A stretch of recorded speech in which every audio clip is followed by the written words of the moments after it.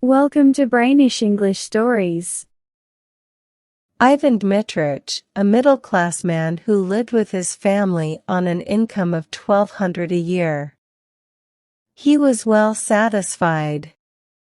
He sat down on the sofa after dinner and began reading the newspaper. I forgot to look at the newspaper today, his wife said to him as she cleared the table. Look and see whether the list of lottery is there.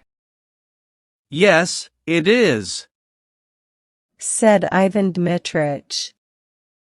But hasn't your ticket expired? No, I took it on Tuesday. What is the number? Series 9499, number 26. All right, we will look 9499 and 26. Ivan Dmitrich had no faith in lottery luck. He would have not looked at the lists of winning numbers, but now he had nothing else to do. And as the newspaper was before his eyes, he passed his finger downwards along the column of numbers. And immediately, his eye was caught by the figure 9499. Unable to believe his eyes, he hurriedly dropped the paper on his knees, without looking to see the number of the ticket. And, just as though someone had given him a shower of cold water, he felt a chill in the pit of the stomach. Tingling and terrible and sweet. Masha, 9499 is there, he shouted. His wife looked at his astonished and panic-stricken face, and realized that he was not joking. 9499? she asked, turning pale and dropping the folded tablecloth on the table. Yes, yes. It really is there. And the number of the ticket? Oh, yes. There's the number of the ticket too. But wait.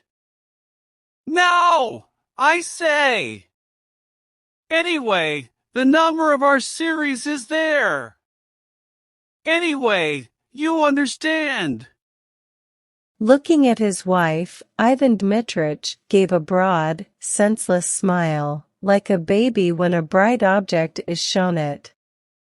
His wife smiled too. It was as pleasant to her as to him that he only mentioned the series, and did not try to find out the number of the winning ticket. She was very excited to know the ticket number. It is our series, said Ivan Dmitrich, after a long silence. So there is a probability that we have one. It's only a probability, but there it is. Well, now look. Wait a little. We have plenty of time to be disappointed. It's on the second line from the top, so the price is 75,000. That's not money, but power, capital. And in a minute I shall look at the list and imagine if the ticket number is 26. I say, what if we really have one? The husband and wife began laughing and staring at one another in silence. The possibility of winning confused them. They could not have said, could not have dreamed, what they both needed that 75,000 for, what they would buy, where they would go. They thought only of the figures 9,499 and 75,000 and pictured them in their imagination, while somehow they could not think of the happiness itself which was so possible. Ivan Dmitrich, holding the paper in his hand, walked several times from corner to corner, and only when he had recovered from the first impression began dreaming a little. And if we have one? he said. Why, it will be a new life, it will be a transformation. The ticket is yours, but if it were mine I should, first of all, of course, spend $25,000 on real property in the shape of a big house. $10,000 on immediate expenses, new furnishing, traveling, paying debts, and so on. The other $40,000 I would put in the bank and get interest on it. Yes, a big house, that would be nice, said his wife, sitting down and dropping her hands in her lap. Somewhere in the Tula or Oriol provinces. In the first place, we shouldn't need a summer villa, and besides, it would always bring in an income. And pictures came crowding on his imagination, each more beautiful and poetical than the last. And in all these pictures he saw himself well-fed, calm, healthy, felt warm, even hot. Here, after eating a summer soup, cold as ice, he lay on his back on the burning sand close to a stream or in the garden under a lime tree. It is hot. His little boy and girl are crawling about near him, digging in the sand or catching ladybirds in the grass. He dozes sweetly, thinking of nothing, and feeling all over that he need not go to the office today, tomorrow, or the day after. Or, tired of lying still, he goes to the hayfield, or to the forest for mushrooms, or watches the peasants catching fish with a net. When the sun sets he takes a towel and soap and walks slowly to the bathing shed, where he undresses at his leisure, slowly rubs his bare chest with his hands, and goes into the water. After bathing there is tea with cream and milk rolls. In the evening a walk or wine with the neighbors. Yes, it would be nice to buy a big house, said his wife, also dreaming, and from her face it was evident that she was enchanted by her thoughts. Ivan Dmitrich pictured to himself autumn with its rains, its cold evenings, and its St. Martin's summer. At that season he would have to take longer walks about the garden and beside the river, so as to get thoroughly chilled. And then drink a big glass of vodka, and eat a salted mushroom or a cucumber, and then drink another. The children would come running from the kitchen garden, bringing a carrot and a radish smelling of fresh earth. And then he would lie stretched full length on the sofa, and in leisurely fashion turn over the pages of some illustrated magazine. Then covering his face with it and unbuttoning his waistcoat, he would sleep. This St. Martin's summer is followed by cloudy, gloomy weather. It rains day and night, the bare trees weep, the wind is damp and cold. The dogs, the horses, the fowls, all are wet, depressed, downcast. There is nowhere to walk. One can't go out for days together.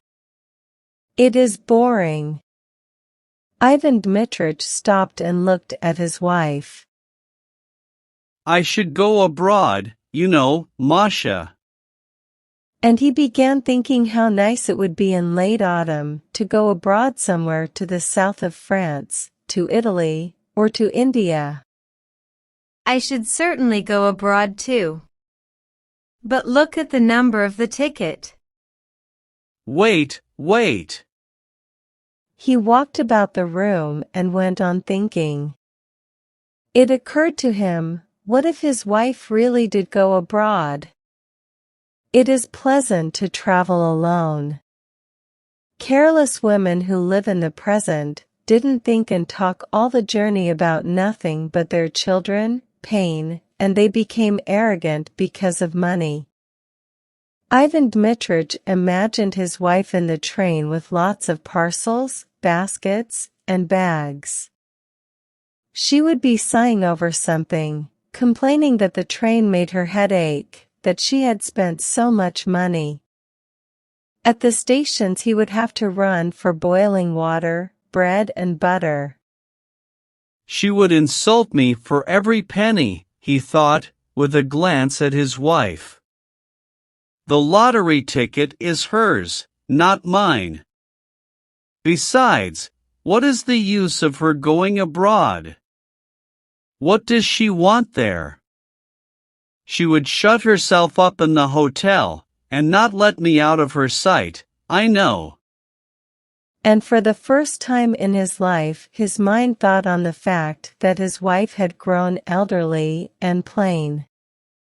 And she was losing her beauty with age. While he was still young, fresh, and healthy, and might well have got married again. Of course, all that is silly nonsense, he thought. But why should she go abroad? What would she make of it? And yet she would go, of course. In reality, all the money belongs to her. She would only be in my way. I would be dependent upon her. Like a regular woman, she will lock the money up as soon as she gets it. She will hide it from me. She will look after her relations and insult me for a single coin. Ivan Dmitrich thought of her relations. All those wretched brothers and sisters and aunts and uncles would come crawling about as soon as they heard of the winning ticket. They would begin crying like beggars. Wretched, stupid people. If they were given anything, they would ask for more. While if they were refused, they would swear at them and wish them every misfortune. Ivan Dmitrich remembered his own relations, and their faces. He hated them as well. They are such reptiles, he thought. And now his wife's face was hateful too. Anger filled up in his heart against her, and he thought, she knows nothing about money, and she is so mean. If she won it, she would give me 100 rubles, and put the rest away under lock and key. And he looked at his wife, not with a smile now, but with hatred. She glanced at him too, and also with hatred and anger. She had her own daydreams, her own plans, her own reflections. She understood perfectly well what her husband's dreams were. She knew who would be the first to try and grab her winnings. It's very nice making daydreams at other people's expense, is what her eyes expressed. No, don't you dare. Her husband understood her look. Hatred began stirring again, and in order to annoy his wife he glanced quickly, then at the 4th page on the newspaper he read out. Series 9499, number 46. Not 26. Hatred and hope both disappeared at once. And it began immediately to seem to Ivan Dmitrich and his wife that their rooms were dark and small and low-pitched, that the supper they had been eating was not doing them good, but lying heavy on their stomachs, that the evenings were long and tiring. What is this under my foot? said Ivan Dmitrich angrily. Wherever one steps there are bits of paper under one's feet, crumbs, husks. The rooms are never swept. One is simply forced to go out. I shall go and hang myself on the first aspen tree.